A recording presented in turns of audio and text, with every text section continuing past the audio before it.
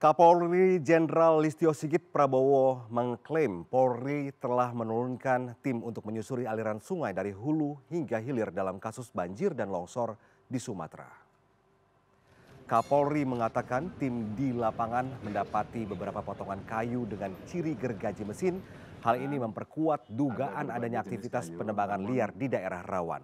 Pemerintah menegaskan penyelidikan asal-usul kayu akan dilakukan secara terbuka dan dilaporkan secara berkala kepada publik. Tim sedang turun, nanti pertemuan tim di lapangan, ada berbagai jenis kayu, namun kita dapati ada beberapa yang ada bekas potongan dari senso ya. Itu yang akan kita dalami.